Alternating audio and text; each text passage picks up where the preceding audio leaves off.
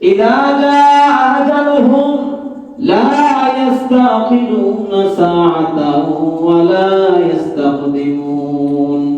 প্রতিটা মানুষের জন্য মৃত্যুর একটা সময় নির্ধারণ করা আছে। লা ইস্তাখিরুনা, এর থেকে কখনো বিলম্ব হবে না, আর এর থেকে কখনো আগেও করা হবে না। নির্ধারিত তোমার সময় তোমার রূহ নেওয়া হবে। তুমি যত বড় যেই হও না কেন, তোমার জন্য কোনো বিলম্ব হবে না। হাজারো যদি ফরিয়াদ করো, আল্লাহ সারা জীবন গুনাহ করেছি, আজকে আমার বুঝে আসছে, আমাকে একটু সময় দাও। যতই বলি আর কান্নাকাটি করি না কেন, হাজারো বলার পরেও আমার এই দোয়া তখন কবুল হবে না। এক সেকেন্ড সময় আর বেশি দেওয়া হবে না। এজন্য ভাইরা আমার, ও যুবক ভাইরা, তোমরা যেভাবে গুনাহ করো, গুনাহ থেকে সবচেয়ে বেশি আগে থাকে যুবকরা। মুরব্বীরাও আছে, বাদ নাই, সবাই গুনাহের মধ্যে লিপ্ত। এক একজন এক এক কোয়ালিটিতে থাকে। যুবক ভাবে আমার হায়াত কম, আর একটু বড় হলো তারপর ফিরে আসবো। আমার চাচতো ভাই, যেই চাচা মারা গেছে, তার ছেলে ভালো বয়স, বিদেশে থাকে। আমি তাকে বলছিলাম একদিন যে ভাই, বয়স তো অনেক হয়েছে, তো এখন আপনার দাড়িটা রাখে দেন, এবার আপনার দাড়িটা রাখেন। তো উনি বলছিল যে আমার মনে অনেক আশা আছে, তো আমি আল্লাহর কাছে দোয়া করতে আছি, তো আশাটা পূরণ না হওয়ার আগে আল্লাহ আমারে নিবে না। তার কথা হচ্ছে তার আশা পূরণ না হইলে আল্লাহ তাকে নিবে না। তো আশা পূরণ হবে, তারপরে সে দাড়ি রাখা শুরু করবে। আল্লাহর কি লীলা খেলা!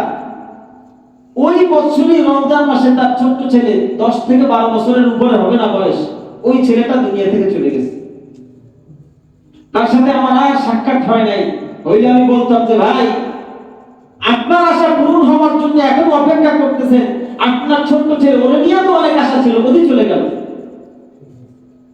তাকে খুব বলতে মন চাইছিল আমার। এই জন্য যে সমস্ত যুবক ভাইয়েরা এখন আশা করে, হারে এখন কত হায়াত পাবো, বৃদ্ধ হবো, দাড়ি পাকবে, চুল পাকবে, তারপরে বুঝি আমি মারা যাবো। কিছুদিন আগে ওখানে এক আত্মীয় গাড়ি অ্যাক্সিডেন্টে যুবক ছেলে মারা গেছে কিনা আপনারা খবর পাইছেন? ওই ছেলেটার কত স্বপ্ন ছিল, কত আশা, মা বাবা কত স্বপ্ন দেখছে, মা বাবার মাত্র একটা সন্তান, কিন্তু আল্লাহ তাআলা ওই দিকে তাকায় নাই, সময় হইছে নিয়ে গেছে। মৃত্যু কারো এই জিনিস দেখবে না, এত মাত্র কম বয়স, আর মৃত্যু হবে, তারপরে তার হায়াত যাবে। না না, সময় যখন হবে এক সেকেন্ডও বিলম্ব করা হবে না। কোন দুনিয়ার পিছনে পড়ে আছে, যে গুনাহ তুমি চলমান রাখতেছো, একটা গুনাহ করে কি অবস্থা যুবকদের! আমার বড় ভয় লাগে। এক ওয়াক্ত নামাজ পড়ে না, নামাজের জন্য যখন ডাকা হয়, এখন না কালকে থেকে পড়বো, তুমি কালকে পর্যন্ত হায়াত পাইবা, এই গ্যারান্টি তোমাকে কে দিল? তুমি যে গুনাহের মধ্যে লিপ্ত আছো, আল্লাহ তাআলা চাইলে ওই অবস্থায় তোমাকে মাটির তলে ফেলে দিতে পারে। হাদিস শরীফে আছে, এই মাটি আল্লাহর কাছে ফরিয়াদ করে বলো, আল্লাহ, যে গুনাহগার আমার উপর দিয়ে হাঁটে, আমার সহ্য হয় না, ও মালিক, আপনি আমাকে অর্ডার দেন, আমি ওই মাটির মধ্যে গ্রাস করে নেই। কিন্তু আপনার নবী দোয়া করেছে, ও আল্লাহ, আমার উম্মতের জন্য আমার লাগে, আল্লাহ, আমার উম্মতকে আপনি সরাসরি কখনো গজব দিয়ে শেষ করবেন না। আগের নবীর উম্মতেরা যখন গুনাহ করত, ঘরের দরওয়াজার মধ্যে লেখা হয়ে যাইত যে সেই গুনাহটা করছে। আবার কোন কোন নবীর যখন উম্মত গুনাহ করত, কপালের মধ্যে লেখা হতো সে জিনা করছে, সে অমুক গুনাহ করছে। আমার নবীর দোয়ার কারণে এই মাটি তোমাকে গ্রাস করে না রে ভাই। এই মাটি প্রতিদিন আল্লাহর কাছে বলে, আল্লাহ, এই বান্দা আপনার খায়, আপনার পরে, আপনার পা দিয়ে চলে, আপনার হাত দিয়ে ধরে, আপনার চোখ দিয়ে দেখে, আপনার দেওয়া কান দিয়ে শুনে, এত নেয়ামত দেওয়ার পরেও মসজিদের 6-7টা মাইক দিয়ে যখন আপনাকে ডাক দেয়, এই বান্দা আপনার ডাকে সাড়া দেয় না। আপনি আমাকে শুধু একটু অর্ডার দেন, আমি তাকে মাটির মধ্যে গ্রাস করে নেই। নাউজুবিল্লাহ। আল্লাহ চাইলে যখন আমরা গুনাহ করি, ওই সময় অর্ডার দিলে মাটি একবার সাথে সাথে গ্রাস করে নেয়। আপনারা শুনেছেন মুসা আলাইহিস সালাতু ওয়াস সালামের সময় কারুনের কথা। ওই কারুন মাটির মধ্যে কাটছে না? আল্লাহ সেই শক্তি এখনো আছে না? যখন গুনাহটা করি আল্লাহ তো শক্তি, ওই আল্লাহ তো এখনো আছে, ওই আল্লাহ তো শক্তি এখনো আছে। আল্লাহ চাইলে যখন আমি গুনাহ করতেছি ঘরের মধ্যে একা একা, যখন আমি গুনাহ করতেছি বিভিন্ন পরিবেশে সমাজে, আরে গুনার একটা মজমা যখন হয় বড় ভয় লাগে, আল্লাহ চাইলে তো এই মুহূর্তে সবগুলোকে মাটির মধ্যে দাবাই দিতে পারে। যুবক ভাইয়েরা, ফিরে আসার সময় হয়েছে, আর কত আর কত। যারা মুরব্বী আছেন এরাও তো গুনার মধ্যে, আমরা সবাই গুনাহ করি, মানুষ হিসেবে গুনাহ হয়, একটু ফিরে আসা দরকার। যে সন্তানের জন্য আপনি গুনাহ করতেছেন, কেউ কেউ হারামের মধ্যে লিপ্ত, হারাম আয়ের মধ্যে সন্তানের জন্য হারাম আয় করে, আছে না? বাবে আমি আর কয়েক বছর বাঁচবো, কিছু সন্তানের জন্য কিছু করে রেখে দেয়। এই সন্তানের জন্য যদি হারাম করেন, আল্লাহু আকবার। জয়ন্ত উদাহরণ আপনাদেরকে দেই, ফরিদপুরে একজন লোক কোটি কোটি টাকার মালিক ছিল, বিশাল এক বাড়ি করছে, আলিশান বাড়ি। বাড়ি করার পরে সন্তানাদি নিয়ে, সন্তান এখন বেশি বড় হয় নাই, এই অবস্থায় হঠাৎ করে তার ইন্তেকাল হয়ে গেছে। ইন্তেকালটা এমন সময় হয়েছে, রাত্রিবেলা সবাই এই জানাজা দিবে, দাফন করবে, এই সিদ্ধান্ত না নিয়ে নিচে সকালবেলা যে দাফন করা হবে কখন? সকালবেলা। সারা রাত্র লাশ কোথায় থাকবে? এবার বাড়িতে আইসা বাড়িওয়ালিকে বলতেছে যে আপনার এই হাজবেন্ড তো ইন্তেকাল করছে, তো আমরা সকালবেলা যেহেতু দাফন করবো, সারা রাত্র লাশটা কি বাহিরে থাকবে, তো আমরা ঘরের বারান্দায় নিয়ে রাখি। খুব খেয়াল করে বুঝবেন, ঘরের ভিতরের কথা বলে নাই, কোথায় বলছে? বারান্দায়। যেই ঘর, যেই বারান্দা এই লোকটা তার নিজের কষ্টের অর্জিত টাকা পয়সা দিয়ে করছে, এই লোকটার জন্য তার নিজের ঘরেই বারান্দায় একটু জায়গা চাইছে, ঘরের ভিতর থেকে জবাব হচ্ছে না। আমরা ভয় পাই, আমরা যদি এখানে লাশ থাকে আমরা ভয় পাবো, ঘরের ভিতরে না ঘরের বাইরে রাখতে হবে। একটা লাশ যদি ঘরের বাইরে রাখে, কুকুর আসতে পারে না, শিয়াল আসতে পারে না। যে লোকটা বাড়ি খুলে দিলে, বাড়ি খুলে দিল, সব কিছু করে দিল, তোর গয়না কাটা ছুটটা কাপড় চুপড় সারা জীবন করে চালাইলো, আজকে রুমটা বের হওয়ার পরে এখন তাকে দেখলে ভয় লাগে? এই তো দুনিয়ার বাস্তবতা। শেষ পর্যন্ত শুনলাম ওই লাশটা নাকি মসজিদের বারান্দা সারা রাত্র ফালায় রাখছে, ঘরে ঢুকায় নেয়। এটাই দুনিয়ার বাস্তবতা। কেউ আপনাকে ঘরে রাখবে না। এই রুমটা যতক্ষণ দেহের মধ্যে আছে ঠিক ততক্ষণ, রুহ বের হওয়ার সাথে সাথে আপনার আমার কোনো মূল্য থাকবে না, কোনো মূল্য থাকবে না। কার জন্য গুনাহ করি? কার জন্য? এই যে এত কিছু করতেছি কার জন্য বলে? এই মুহূর্তে যদি রুহটা বের হয়ে যায়, আমরাও তো আপনাকে মসজিদে রাখবো না, বা আপনারাও তো আমাকে রাখবেন না। এই অবস্থায় কি আর বসে থাকবো? সাথে সাথে আমাকে সবাই বলবে চারপাশ থেকে কি হয়েছে, কি হয়েছে। যখন দেখবে রুহটা নাই, হাত পা ধরে জায়গায় নিয়ে খাটের উপরে নিয়ে বাইরে পালাই রাখবে, ঠিক না? এরপরে শুরু হবে কিভাবে মাটির নিচে তাড়াতাড়ি ঢুকানো যায়, ওরে আর দুনিয়া রাখা যাবে না। সবাই আমরা নিজের দিকে একটু বিবেচনা করি, আমাদের সমাজ এরকম হবে। সমাজ আমাদের কত ব্যস্ত, নামাজ পড়ার সময় পায় না, কি পরিমাণ যে ব্যস্ত। যেই লোকটার জানাজা আমরা দাঁড়ায় দাঁড়ায় পড়ি, আপনারা দেখবেন জানাজা একটা উপস্থিত সামনে থাকলে কিছু মানুষ দাঁড়ায়, এর মধ্যেও কিছু মানুষের খুব ব্যস্ততা। সময় মনে করেন 2টার সময় জানাজা, যদি 1 মিনিট বেশি হয়ে যায়, 4-5 জন বলতে থাকবে হুজুর সময় বেশি হয়ে গেছে, ব্যস্ততা আছে, তাড়াতাড়ি শুরু করেন, ঠিক না? যে লোকটার জানাজার সামনে নিয়ে আমরা দাঁড়াইছি, এই লোকটাও তো ব্যস্ত ছিল, এই লোকটাও তো প্রচুর ব্যস্ত, কিন্তু কই তার ব্যস্ততা, কোথায়? আজকে এখানে বসা দুটা কথা এই জন্যই যে হাকিকতটা বোঝা দরকার। আল্লাহ আমাদেরকে হাকিকত বোঝার তৌফিক দান করুন। তাওবার যে প্রথম শর্ত অনুতপ্ত হওয়া, দ্বিতীয় শর্ত হচ্ছে চলমান যে গুনাহ আছে। আমার যুবক ভাইয়ারা আজকে তওবা করেন, আর গুনাহ করবেন না। আপনি যেই যে হারাম কাজের সাথে জড়িত ছিলেন, মনে করেন মোবাইল যদি আপনার গুনাহের একমাত্র মাধ্যম হয়ে থাকে, এই মোবাইলটা আজকের মধ্যে সরাবেন। মোবাইলটা বিক্রি করে দিবেন, আপনি চালাবেন না মোবাইল, বাটন চালাবেন, আপনার জীবন ধ্বংস হবে না। আপনি যদি নেকের কাজের দিকে অগ্রগতি করেন, আল্লাহ আপনাকে বরকত দিবে। যদি মনে করেন মোবাইল আপনার গুনাহের মাধ্যম, মোবাইল আজকে সরায় ফেলবেন। যদি হিম্মত থেকে ভেঙে ফেলবেন, সাহস করবেন যে আমি জান্নাতে যাইতে চাই, জাহান্নামে যাইতে চাই না। যারা হারাম আয়ের ভিতরে লিপ্ত আছেন, আজকে এখান থেকে তওবা করেন যে আমি হয়তো রাত্রে এখান থেকে আমি ঢিসমিস করতে চাই, আজকে রাত্রে নয়তো কালকে দিনের মধ্যে আমি ডিসমিস করব, হারামের মধ্যে আর থাকবো না। পারবো না ইনশাআল্লাহ? 2 নম্বর শর্ত এটা, আপনি হাজারো তওবা করেন, তওবা কবুল হবে না যদি গুনাহ চলমান থাকে। খাস দিলে তওবা করতে হবে, আজকে থেকে গুনাহ বন্ধ করে দিতে হবে। যেই গুনাহ আমরা প্রত্যেকে খুঁজবো আমার মধ্যে কি কি গুনাহ হইতে পারে। যারা নামাজে অলসতা করেন, আসতে চান না, নামাজের সমস্যা। যাদের আয় রোজগারের সমস্যা, খেয়াল করবেন আমার আয় বাণিজ্য সমস্যা আছে। যাদের জেনা সমস্যা হয়, জেনা কি শুধু খালি ওই পুরুষ আর মহিলা মিলিত হয়ে যায়? চোখের জেনা জেনা না, জেনাল আইনিন নাসু, রাসূল বলেন চোখের জেনাটাও জেনা, চোখ দিয়ে তাকায় এটাও হচ্ছে জেনা। যারা যেই গুনার মধ্যে আছে, আজকে আমরা বাছাই করি আমি কি কি গুনার মধ্যে আছি। যারা অন্যের জমির ক্ষেত্রে, অন্যের জমি আপনার জমির মধ্যে চলে আসছে, এরা ওই সমস্ত বিষয়গুলো খেয়াল করবেন। প্রত্যেকেই ব্যবসা বাণিজ্য যে যা করে। তাহলে দ্বিতীয় শর্ত, চলমান গুনাহ থেকে নিজেকে বিরত রাখা। 3 নম্বর, প্রতিজ্ঞা করা সামনে থেকে আর কখনো গুনাহ করব না। 3 নম্বর প্রতিজ্ঞাটা করতে হবে। তাওবার 3 নম্বর শর্ত হচ্ছে প্রতিজ্ঞা করা, সামনে থেকে আমি আর কখনো গুনাহ করব না। 4 নম্বর শর্ত হচ্ছে বান্দার হক আদায় করা। যদি আপনার এমন কোনো গুনাহ হয়ে থাকে যে আপনি কোনো বান্দার হক নষ্ট করেছেন, সেটা যেভাবে হয়, কাউকে কষ্ট দিয়া, কারো থেকে টাকা নিয়ে, কারো জমি দিয়া, যেভাবেই হোক না কেন ওই বান্দার থেকে মাফ নেওয়া লাগবে। বান্দা যদি মাফ না করে আল্লাহ তাআলা কখনো মাফ করবে না। এইজন্য এই বান্দার থেকে মাফ নেওয়া লাগবে। 4 নম্বর। তাহলে এই 4টা আপনাদেরকে আবার স্মরণ করাই দিই। 1 নম্বর, আজকে আমরা তওবা করব, পারবো না ইনশাআল্লাহ? খাস দিলে, কারণ বলা তো যায় না হায়াত কতদিন পাই, খাস দিলে তওবা করব। 1 নম্বর, অনুতপ্ত হবে। আল্লাহ, জীবনটা সম্পূর্ণ গুনার মধ্যে কাটাইছে, আল্লাহ আমি অনুতপ্ত, আমি শর্মিন্দা, আমি লজ্জিত, নিজে নিজে কল্পনা করে।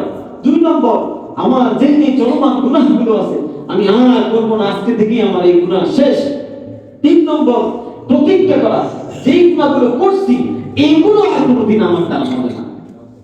4 নম্বর, যদি কোনো হক থেকে বান্দার হয় এই হকগুলো আমরা আদায় করে দিব। আল্লাহ তাআলা আমাদেরকে আমল করার তৌফিক দান করুন। এখন হয়তো অনেকে হতাশা হয়ে যেতে পারে, যেই গুনাহ করছি আল্লাহ কি এত গুনাহ মাফ করবে? অনেকে হতাশা ভুগতেছে না, যে এত বড় বড় গুনাহ করছে আল্লাহ কি এগুলো মাফ করবে? আল্লাহ তাআলা তাদের ব্যাপারে সূরা জুমারের 53 নম্বর আয়াত, 24 নম্বর পারা 3 নম্বর পৃষ্ঠায় একটা আয়াত বলেছেন আল্লাহ তাআলা, ইয়া ইবাদিয়াল্লাযীনা আসরাফু আলা আনফুসিহিম লা তাকনাতু মির রাহমাতিল্লাহ।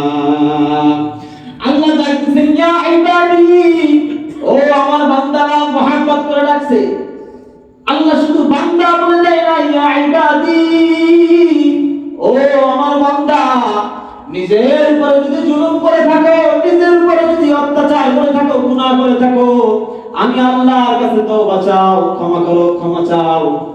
লা তাকনাতু মির রাহমাতিল্লাহ, আমার আশা থেকে, রহমত থেকে তোমরা নৈরাশ হও না। ইন্নাল্লাহা গফুরুর রহিম, আমি আল্লাহ ক্ষমাশীল, আমি আল্লাহ দয়ালু, তোমাকে মাফ করে দিব। কত মানুষের মাফ পাইলো, আল্লাহ রহমত থেকে নৈরাশ হওয়া যাবে না। হঠাৎ করে আল্লাহর এক বান্দা বুঝে আসলো আমি এত গুনাহ করছি, আর গুনাহ করা যাবে না, আমার এবার তওবা করে ফিরে আসা লাগবে। গুনাহ করতে করতে এক সময় যখন বুঝ চলে আসছে, এইবার সে একজন আলেমের কাছে গিয়ে বলছে, হুজুর আমার এত এত গুনাহ হয়ে গেছে, আমি তো এত হত্যা করছি, এত অত্যাচার করেছি, জুলুম করেছি, আমি এখন কি করতে পারি? তিনি সমাধান দিলেন, আমার দ্বারা সম্ভব না, তুমি অমুকের কাছে যাও। আপনারা হয়তো ঘটনাটা শুনেছেন, আবার আপনাদের সামনে পেশ করি, এই জন্য বোঝা দরকার, নৈরাশ হওয়া যাবে না। এই বান্দা যখন অন্য আলেমের কাছে যায়, যাওয়ার পথেই তার রূহটা আজরাইল নিয়ে চলে যায়। এই অবস্থায় জান্নাত থেকেও ফেরেশতা, জাহান্নাম থেকেও ফেরেশতা আসে, আইসা দুই দলে দ্বন্দ্ব করে। জান্নাতের ফেরেশতারা বলে যেহেতু আল্লাহ থেকে আগে আসছে, এজন্য রহমতের আল্লাহর দৃষ্টিতে আমরা জান্নাতে নিয়ে যাব। আবার ফেরেশতারা জাহান্নামে, তারা বলে না জাহান্নামে নিয়ে যাব। আল্লাহর কাছে গিয়ে যখন বলছে আল্লাহ এই অবস্থা কি সমাধান, আল্লাহ আল্লাহ বলে গিয়ে দেখো তার বাড়ি থেকে মৃত্যুর জায়গাটা বেশি বড় নাকি মৃত্যু থেকে আলেমের জায়গা মাঝখানে যতটুকু আছে এটা বেশি বড়। যদি আলেমের কাছাকাছি থাকে তাকে জান্নাতে নিয়ে যাও, আর যদি বাড়ির কাছাকাছি থাকে তাহলে জাহান্নামে নিয়ে যাও। লোকটা যেখানে ইন্তেকাল করুক না কেন, বর্ণনা পাওয়া যায় আল্লাহ তাআলা জমিনকে অর্ডার করছে, জমিন কার? আসমান কার? সূর্য কার কথা শুনে? চন্দ্র কার কথা শুনে? আল্লাহ তাআলা সাথে সাথে অর্ডার করে দিছে, ও মাটি রে, ও জমিন রে, আমি আল্লাহ এই বান্দার উপরে দয়া করতে চাই, মায়া করতে চাই। আলেমের থেকেও মৃত্যুর জায়গাটা তোমরা সব হয়ে যাও, যাতে করে আমার বান্দাকে জান্নাতে দেওয়া যায়। ফেরেশতারা এসে যখন মাপছে দেখে আলেমের থেকে তার মৃত্যুর জায়গাটা অনেক ছোট হয়ে গেছে। মাফ করছেন কে? আল্লাহ চাইলে আমাদেরকে মাফ করতে পারেন কিনা? ওই আল্লাহ থেকে নইলে সেবা যাবে না, কারণ পরকালে আল্লাহ ছাড়া আমাদের আর কেউ থাকবে না। অন্ধকার কবরে যখন যাব, আমার মা আমার সাথে থাকবে না, আমার বাবা আমার সাথে থাকবে না, যে ছেলের জন্য করলাম ছেলে আমার সাথে থাকবে না, যে মেয়ের জন্য এত কিছু করলাম মেয়ে থাকবে না, কে থাকবে? ওই আল্লাহ থাকবে। আল্লাহর সাথে সম্পর্ক করার জন্য আজকে আমরা খাঁটি দিলে তওবা করব, আল্লাহ খাঁটি দিলে তওবা করি, মালিকের গুনাহ করব না। আমাদের সবাইকে maaf করে দেন, বাংলা ইনশাআল্লাহ।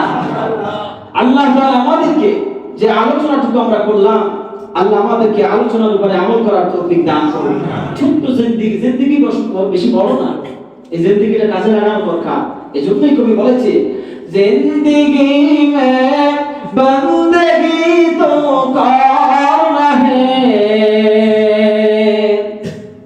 জিন্দেগি মে বন্দগি তো করনা হে, जिंदगी में बंदगी शर्मिंदा है, जिंदगी में बंदगी शर्मिंदा है। আল্লাহ তাআলা আমাদের এই ছোট্ট জীবনকে কাজে লাগানোর মতো তৌফিক দান করুন। ওয়া আখিরু দাওয়ানা আলহামদুলিল্লাহি রাব্বিল আলামিন। 40 বাজে ইনশাআল্লাহ আমরা ঠিক 9টার সময় মুনাজাত করব। তো এই যে 20 মিনিট আপনাদের কথা আছে?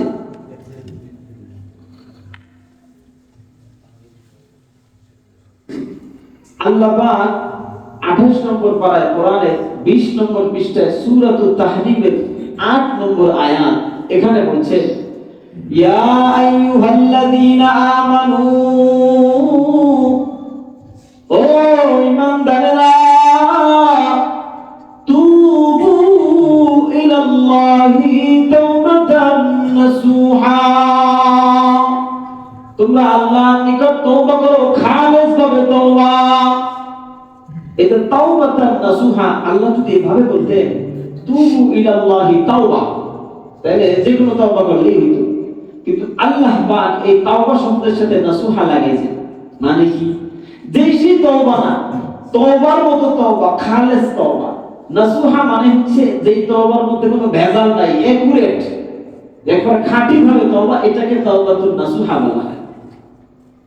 তো আল্লাহ তাআলা বলেন তোমরা এই তওবার নাসুহা খাঁটি তওবা করো। যদি এভাবে করতে পারো তাহলে কি হবে? আসা রাব্বুকুম আন ইউকাফির আনকুম সাইয়্যাতিকুম, তাহলে আশা করা যায় সম্ভবত আল্লাহ তোমাদের জীবনের যত গুনাহ আছে সব গুনাহ maaf করে দিবে। সব গুনাহ আল্লাহ maaf করে দিবে, এটা আল্লাহ বলেন। কিন্তু তওবাটা তওবার হওয়া লাগে। এখন আসেন খাঁটি তওবাটা কিভাবে করব? সব সময় তো মোনাজাতে বলি আল্লাহ maaf করে দেন, maaf করে দেন, আল্লাহ তওবা করতেছি তওবা। আবার এমনও দেখা যায় কারো মুখ থেকে একটা গালি বেরিয়েছে, তওবা তওবা তওবা। এটা কোন লেভেলের আমি জানি না, মানে গালি বেরিয়েছে এখানে গালে থামতে আর তওবা তওবা। হ্যাঁ তওবা ঠিক আছে, বলতে হবে আস্তাগফিরুল্লাহ আস্তাগফিরুল্লাহ। কোন ভুল যদি হয়, মানুষের দ্বারা অপরাধ হয়, কোন ভুল বা অপরাধ হলে সে কি বলবে? আস্তাগফিরুল্লাহ আস্তাগফিরুল্লাহ। তাওবা তাওবা তাওবা মানে কি? এই যে তাওবা তাওবা বলতেছে, তাওবা মানে ফিরে আসা। এখন দেশে বলে ফিরে আসা ফিরে আসা ফিরে আসা, এটা কি হলো? বলতে হবে আস্তাগফিরুল্লাহ আস্তাগফিরুল্লাহ। এখন এই যে তাওবা দ্বারা ফিরে আসা, এটা কি রকম স্যাম্পল দিলে বুঝবে? তাওবাটা ফিরে আসাতে এমনও হইতে পারে যে এই যে গালিটা দিলাম এটা আবার ফিরে আসবে, এমন হইতে পারে না? এই তাওবা এভাবে না। এক লোক ট্রাকে অ্যাক্সিডেন্ট করছে, ট্রাক যখন চলে গেছে এরপরে লোকটার পা ভাঙছে, নিয়ে গেছে হাসপাতালে। হাসপাতালে যাওয়ার পরে তার পা ব্যান্ডেজ করছে, মোটামুটি এখন ব্যথা কম, কিন্তু লোকটা তারপরও কান্না করে। এখন সবাই জিজ্ঞেস করতেছে তোমার পা তো মোটামুটি ব্যান্ডেজ হয়েছে, তুমি এত হতাশায় ভুগতেছো কেন? ঠিক হয়ে যাবে। করে আরে পার জন্য কাঁদি না, একবার অ্যাক্সিডেন্ট তো আমার পাও গেছে, ট্রাকের পিছনে লেখা আছে আবার দেখা হবে, পরের বার জানি আবার আন্ন পাওটাও যায়। ট্রাকের পিছনে কি লেখা আছে? আবার দেখা হবে। ওর সাথে যদি আবার দেখা হয়, পাওতে এটা ভালো আছে, এটাও কিনা যায়। এই জন্য ভুল হয়ে গেলে তাওবা এভাবে না, কি বলতে হবে? আস্তাগফিরুল্লাহ আস্তাগফিরুল্লাহ। এখন আসেন আল্লাহ তাআলা যে কোরআনে বললেন তাওবাতুন নাসুহা, খাঁটি তওবা, এটা কিভাবে? তাওবার জন্য উলামায়ে কেরাম গবেষণা করে হাদিসের আলোকে 4টা শর্ত বের করছেন। কয়টা? তাওবার জন্য 4টা শর্ত আছে। এই 4টা শর্ত যদি কারো পূর্ণ হয়ে যায়, এরপরে তওবা করলে আল্লাহ সেই তওবা কবুল করে নেন। শুনবেন তো 4টা শর্ত? এই 4টা শর্তের প্রথম শর্ত হচ্ছে, 1 নম্বরে যেই গুনাহগার আল্লাহর কাছে ফিরে যাইতে চায়, আল্লাহর সাথে তার সম্পর্ক জোড়াইতে চায়, তার গুনাহের প্রতি স্মরণ করে তাকে অনুতপ্ত হওয়া লাগবে। দম্ভ করা যাবে না, তাকে লজ্জিত হইতে হবে, শর্মিন্দা হইতে হবে যে আল্লাহ আমি যে গুনাহটা করছি, আমি অপরাধ করে ফেলছি। এই নিজেকে নিজে ছোট বানাইতে হবে অপরাধের কথা স্মরণ করে। 1 নম্বর কাজ হচ্ছে এটা। বিগত গুনাহের প্রতি তার কি হওয়া লাগবে? অনুতপ্ত হওয়া লাগবে। কি হওয়া লাগবে? অনুতপ্ত হওয়া লাগবে, দম্ভ করা যাবে না। গুনাহ করেও অনেক মানুষ দম্ভ করে, আছে না? আবু জাহেলের কথা তো শুনছেন। আবু জাহেল সারা জীবন সে গুনাহের কাজ, নাফরমানি, কাফের, মুশরিকি তো করছেই। শেষে যখন তাকে হত্যা করা হয়, আপনারা ইতিহাস মোটামুটি আকারে জানেন, 2 ছোট্ট ছোট্ট ভাই মুয়াজ আর মাস তাকে হত্যার জন্য আগায় গেছে। আল্লাহু আকবার, তাকে হত্যা করছে কিভাবে? ছোট ছোট ভাইগুলো আগায় গেছে তাকে হত্যা করবে, কিন্তু সে তো ঘোড়ার উপরে ছিল, তাকে তো উপর থেকে ফালাইতে পারে না, অত দূরে তরবারিও তাদের যায় না, ছোট মানুষ। প্রথমে ঘোড়ার উপরে আঘাত করছে, ঘোড়ার পায়ের উপরে আঘাত করার পরে ঘোড়া থেকে আবু জাহেল পড়ছে, তারপরে তার গায়ের উপরে আক্রমণ করছে। কিন্তু সে তখনও মরে নাই, আহত অবস্থায় ছিল। কিন্তু তখন এক সাহাবী, সম্ভবত আব্দুর রহমান ইবনে আউফ হবে, এই সাহাবী যখন আসছে আবু জাহেলের অবস্থা দেখতে, তো আয়েশা দেখে যে এখনো মরে নাই, চোখ টিপ টিপ করতেছে, মরবে অবস্থা। তো উনি ভাবলো যেহেতু নবীজির সবচেয়ে বড় শত্রু ছিল, তাহলে ওরে মারার ক্ষেত্রে যদি আমিও কিছুটা অংশগ্রহণ করতে পারি, তাহলে আমিও ইনশাআল্লাহ আল্লাহর দরবারে অনেক বড় সওয়াব পাবো। এই নিয়তে যখন তার গলাটা কাটা শুরু করছে, ওই সময় আবু জাহেলের হুঁশ আছে, সে বলতেছে যে গলা কাটবা ভালো কথা, একটু বড় করে কাইটো,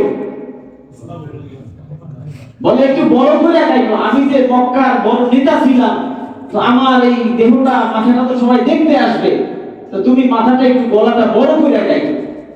মরবে এখন উহুদের হবে, তখনও তার দম্ভ কমে না। কত বড় না ভালো। আমরা তো মুসলিম, আমরা আল্লাহকে ভয় করি, কবরকে ভয় করি, পরকালকে ভয় করি, তাই না? আমাদের এরকম হলে চলবে না। গুনাহ হবে, অপরাধ হবে, সাথে সাথে আল্লাহর কাছে তওবা করতে হবে, নিজেকে অনুতপ্ত বানাইতে হবে, ছোট বানাইতে হবে। আল্লাহ আমার ভুল হয়ে গেছে। তাহলে তওবার 1 নম্বর শর্ত কি? অনুতপ্ত হওয়া। কি হওয়া?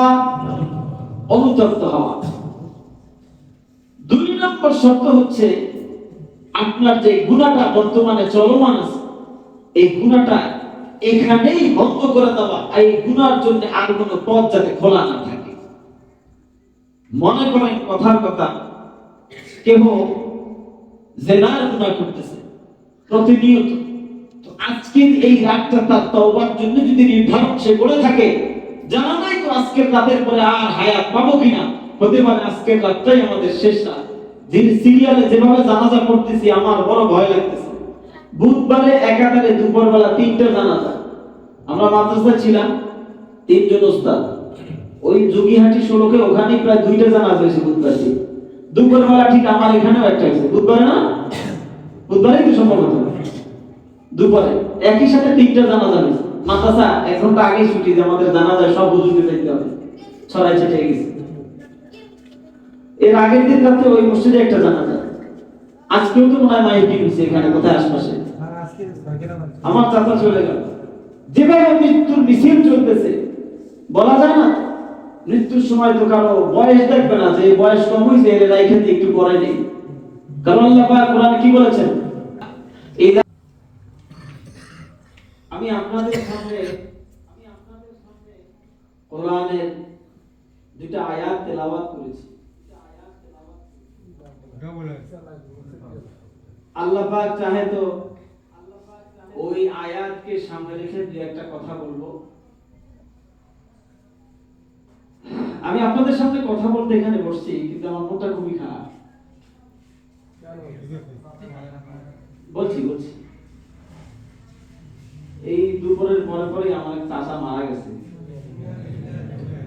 চাচাটা আসলে আপন না, চাচতো চাচা, কিন্তু আপন চাচার মতো সবসময় মহব্বত করত।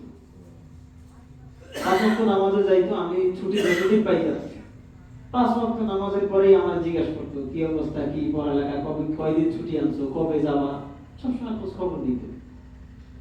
তো উনি অন্তত পক্ষে 5 থেকে 7 বারের কম হবে না আমাকে বলছে যে আমি যখন মারা যাবো তুমি যেখানে থাকো আমার জানাজায় আইসো। উনি আমার ওসিয়ত করে গেছে, একবার বলে নাই, কয়েকবার বলছে এরকম। কিন্তু আজকে যেহেতু সবে বরাতের রাত, এই রাতে এখানে কিছু আলোচনা হবে, আপনারা শুনতে আসবেন। তো অনেক আশা করে হয়তো বাড়ি থেকে আসবেন কাপড় চোপড় পরে রেডি হয়ে, যে হুজুর দুইটা কথা বলবে শুনবো এবং আল্লাহর কাছে একটু রোনাজারি করবো, আল্লাহ যেন মাফ করে দেয়। আইসা যদি আমার না মান তাহলে মনটা খারাপ হয়ে যাবে। এতগুলো মানুষের মন রক্ষার্থে আমি আর যাইনি। এই এশার নামাজের পরেই হয়তো তার দাফন হবে, এই জন্য আমার যাওয়া হয়নি। চাচা মারা গেছে তার জন্য দোয়া করবো, সেটা ঠিক আছে, কিন্তু মনটা খারাপ এই জন্যে যে ওসিয়ত করছিল তার জানাজায় উপস্থিত থাকে, কিন্তু আমি পারি নাই। আমার নিজেরা এখন কেমন অপরাধী লাগতেছে, বাস্তব কথাটা। আমি তার কথাটা রক্ষা করতে পারি না। আমরা খুব মহব্বত করতো। আমার আটকে মাহফিল ছিল, আমরা এলো আরো 6 থেকে 7 বছর আগে, আমার তখন দাড়িও হয় নাই। তখন থেকেই আল্লাহ আপনাদের দোয়া এই লাইনে রাখছে। তো উনি আমার মাহফিল শুনতে এই জন্য বাড়ি থেকে হাইটে হাইটে আটক পর্যন্ত আসছে। আবার আমার মাহফিল শেষ, আবার উনি বাড়ি থেকে চলে গেছে, শুধু আমারটা শুনতে আসছে। খুব মহব্বত করতে চাচা। দুনিয়া থাকার জায়গা না, সবাই জানে, কিন্তু বাস্তবতা জানার পরেও এই অনুযায়ী আমাদের আমল হয় না, ঠিক না? মানুষ মানে ভুল হবেই, কারণ আল্লাহ পাক মানুষকে যে বানাইছেন, কোরআনে একটা শব্দ ব্যবহার করছেন আল ইনসান। মানুষের এই শব্দের আরবিটা হচ্ছে আল ইনসান, সকল মানুষ। আরেকটা রূপ আছে নাস, ওই যে কুল আউযু বিরাব্বিন নাস, ওই নাস শব্দের অর্থ মানুষ, আবার ইনসান এই শব্দের অর্থ মানুষ। তো ইনসান যে মূল শব্দ দিয়ে গঠিত হয়েছে, আরবি ব্যাকরণ যারা পড়েছে তারা জানবে, এটার মূল মাত্রা ছিল নিসিয়ানুন, নুন সিন ইয়ানুন, নিসিয়ান, যার মূল অর্থ দাঁড়ায় যে ভুলে যাওয়া, ভুল করা। এই মানুষ এমন ভাবেই গঠিত হয়েছে, তার দ্বারা ভুল হবেই। আল্লাহ তাআলা আমাদেরকে ফেরেশতা বানান নাই, আমাদের মধ্যে গুনাহের কিছু চাহিদা, কিছু কামনা বাসনা আমাদের মধ্যে দিয়ে দিয়েছে, কারণ এটা তো পরীক্ষার হল। তার মধ্যে যদি গুনাহ করার মাত্রাই না থাকে, সবই খালি নেকির মাত্রাই দিয়ে দেয়, তাহলে পরীক্ষাটা হলো কিভাবে, যেটা ফেরেশতাদের মধ্যে আছে। তো মানুষের দ্বারা কিছু গুনাহ হবে, কিছু ভুল হবে, কিন্তু মানুষকে আল্লাহ বিবেক দিয়ে দিয়েছে, ভুলটা হওয়ার পরে সে যেন বুঝতে পারে যে আমার দ্বারা ভুল হয়েছে, আবার যেন আল্লাহর দিকে ফিরে আসে। এই জন্য আল্লাহ বিবেকও দিয়েছে মানুষের, বিবেক দিয়েছে। আজকের এই রাতটা হচ্ছে বরকতময় এক রাত, যে রাতে রাসূল করিম সাল্লাল্লাহু আলাইহি সাল্লাম ঘরে থাকেন নাই, ঘর থেকে বের হয়ে গেছেন, সারা রাত তিনি আমল করেছেন, কবরের মধ্যে গান যারা আছে তাদের জন্য দোয়া করেছেন। এই হাদিস জুমার সময় মোটামুটি আলোচনা হয়েছে, আপনারা শুনেছেন। পাশাপাশি একটা কথা রয়ে গেছে, যেটা হচ্ছে বর্জনীয় যে কাজগুলো ছিল, রুটি হালুয়া করা নিষেধ ছিল, তাই না? আলোকসজ্জা করা নিষেধ ছিল, জমজমাট আয়োজন করা নিষেধ ছিল। পাশাপাশি আরেকটা বিষয় হলো এই যে এই শবে বরাতের রাত্র আসলে যে গোসল করে, এই গোসলের বিষয়টা করা নিষেধ না, কিন্তু এটাকে ভুল তথ্য দিয়ে মানুষের কাছে প্রচার করে যে প্রত্যেক এই গোসল করার পরে শরীরের থেকে যে পানির ফোঁটা পড়বে, প্রতিটা ফোঁটায় নাকি অনেক অনেক সওয়াব, বলে শবে বদরের সওয়াব লক্ষ গুণা মাফ হয়। এরকম কোন হাদিস আমরা পাইনি। কোরআনে তো শবে বরাতের ব্যাপারে আয়াত নাই, তো জুমার সময় বলেছে। আছে কিছু হাদিস, যে হাদিসগুলোর মধ্যে এরকম কোন হাদিস নাই যে গোসল করলে এত ফোঁটা এত নাকি। তবে হ্যাঁ, যদি এমন হয় যে ওযু করলে যেই পরিমাণ পবিত্রতা অর্জন হয়, গোসলে কিন্তু এর চেয়ে বড় পবিত্রতা, ঠিক না? তো গোসল করলে মনটা শান্ত থাকে, কেমন ভালো লাগে, ইবাদতে মনোযোগ বসে। যদি এরকম নিয়তে করে তাহলে আলহামদুলিল্লাহ, কোনো সমস্যা নাই, এটা গুনাহের কাজ না। কিন্তু এই যে ভুল তথ্যগুলো প্রচার করে, এগুলো করা যাবে না, এটা বলতে পারি না জুমার সময়। যাই হোক, এই ব্যাপারে আমাদের মোটামুটি জুমার সময় আলোচনা হয়েছে। এখন আমি যে আলোচনার বিষয়টা নিয়েছি,